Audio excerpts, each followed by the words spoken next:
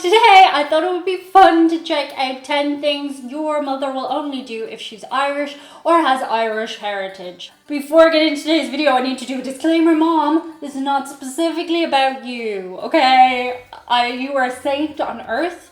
I love you very much. You don't do any of these things. You are perfect. And Dad, if you're watching, don't tell Mom I made this video.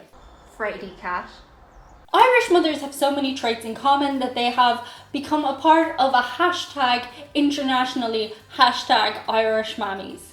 They are a rare breed of women, both strong and fiercely loving, and that's what we're going to talk about today. Before I get into today's video, do be sure to subscribe, otherwise the next time you go to wear a pair of runners that are white, crispy white, the first thing that's going to happen is you're going to step in some dog doo-doo. Ugh, that's disgusting. If you want to avoid this fate, do be sure to subscribe and like and comment, maybe even share the video for luck. I don't make the rules here. You just got to do them to avoid the curse. Okay, so the first thing that is unique to Irish mammies is their insane combination of tough love. Those two things are just combined to make the Irish mammy so specific. The first thing we're going to talk about in relation to that is the wooden spoon. Don't go and tell an Irish mammy that smacking your child is now illegal and she shouldn't do it, because you'll probably be met with something along the lines of, "You're not too old to go over my knee." Obviously, I'm not talking about beating your child here. I'm talking about a smack across the arse or being chased around the house with the wooden spoon. We do not condone beating your children on this channel. The difference between being chased and being hit with the wooden spoon is usually, I gotta say, down to gender. I saw my brother get a whack at a wooden spoon when he was a kid. Me, I just got chased around. The threat of it is real though. I mean, I'm still terrified whenever I use a wooden spoon to make pasta. Again, not specifically related to my mummy, but yeah. God! What is your childhood trauma? But that brings me on to my next point. The Irish mother is fiercely loyal, and the way I'm going to relay this to you is by ever saying anything negative against her child to her. That is not going to go over well. The age of the child does not matter. The child could be 50 years of age. It doesn't matter to the Irish mother. You don't say anything bad about her child. She can, but you don't. An Irish mother could say the worst things about her child, but you come in and agree with her? No, you need to be in that child's corner. That's what she actually wants from you in that instance. You can just do the nodding and smiling thing. You know, that works too.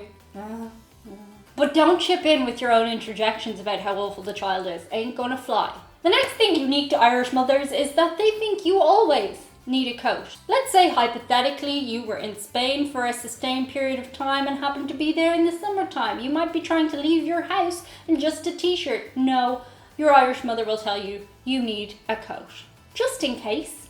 You see, this also goes along with Irish women in general. We are mainly always cold. We're just always cold. We're always chilly. I don't know what it is. We're just always cold. So cold! Now, I'll admit, right now here, it is very hot and sweaty.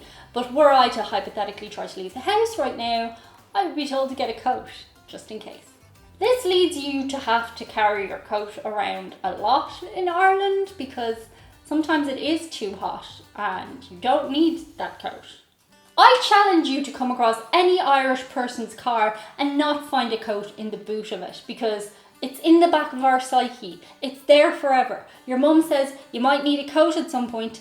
It's in the car. The next one is specific to Irish women, but also specific to other races, religions and nationalities of people, depending on where you are in the world. So if you know somebody who also does this, let me know below in comments. It's the biscuit tin. You will not find a biscuit tin in Ireland that actually has biscuits in it. It always has sewing things. Always, always, always has sewing things. Needles and threads, spools. You may not have actually seen this Irish woman doing any sewing, but nonetheless, she will have the sewing biscuit tin. I believe Jewish mothers do it too, which is quite an interesting parallel. But every time it will catch you out. You'll go, box of biscuits, amazing. It's Christmas. Maybe there are actual biscuits in it. There aren't. There never were. That box has been in your house for generations now.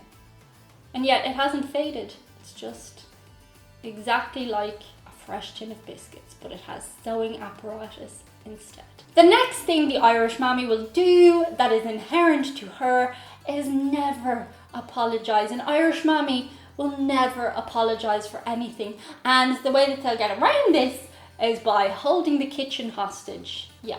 See, the kitchen is the Irish mammy's domain. The kitchen is where the Irish mammy sits, eats, watches over the whole household. Her biggest conversations will take place in the kitchen. The kitchen is not of the household. The kitchen belongs to the Irish mammy, and that is not a gender sexist thing. It's just her turf. Even if the husband does some of the cooking, it's still her domain. As an Irish child, you will not be allowed to go into the kitchen and cook your own stuff unsupervised. And again, this is not in relation to age. You might be 50 years of age, your mother will still be looking over your shoulder, checking what you're doing with her pots and pans. And if you end up getting into a fight with your Irish mother, you've got a problem because you want to eat, right? You're giving her the silent treatment? It's not going to work. It's not going to work in an Irish household because she owns the place where you get your drinks and your food. And if an Irish mammy does believe she's in the wrong, the offerance of food is her way of saying, I was wrong, without actually saying she was wrong.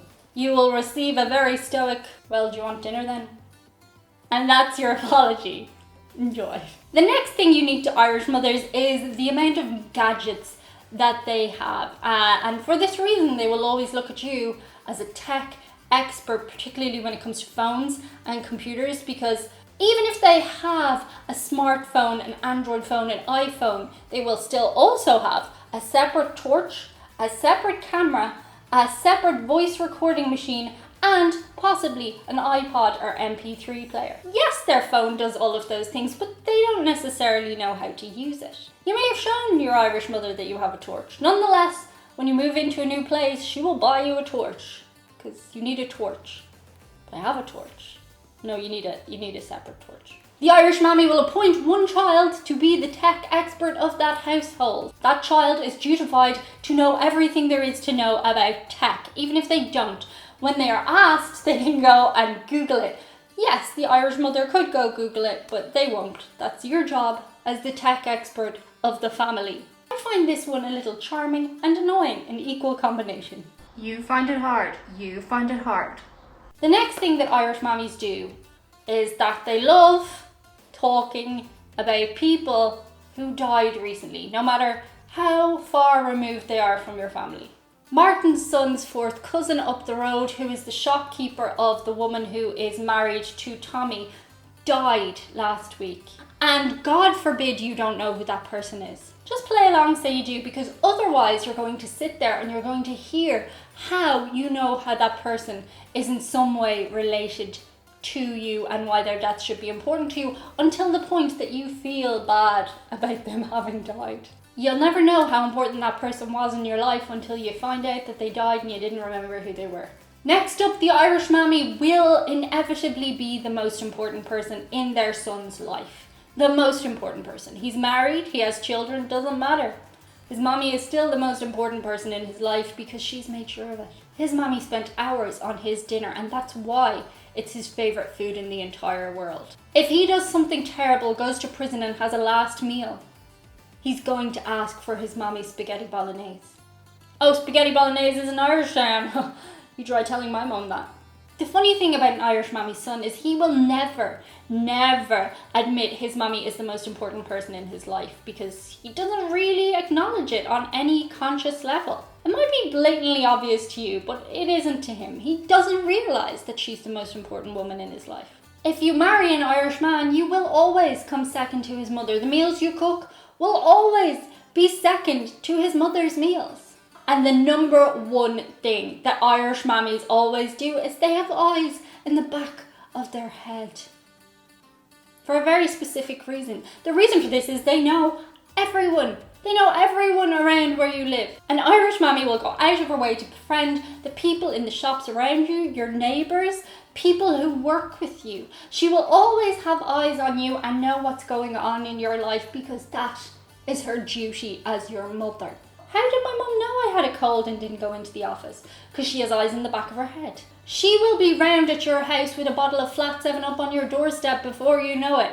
You didn't even know. You haven't even been to the pharmacy yet. Your mom knows you're sick. Irish mothers know everything. It is their duty to know everything, and they really do have eyes in the back of their head. Legend has it this is an actual factual thing, that the eyeballs grow in the back of their head, so just be careful out there. That's it for today's video. I'll see you on the other side. Bye.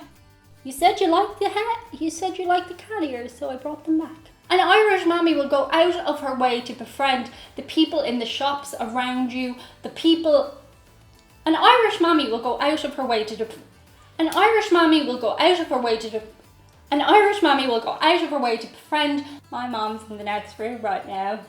She's gonna kill me when this video comes out.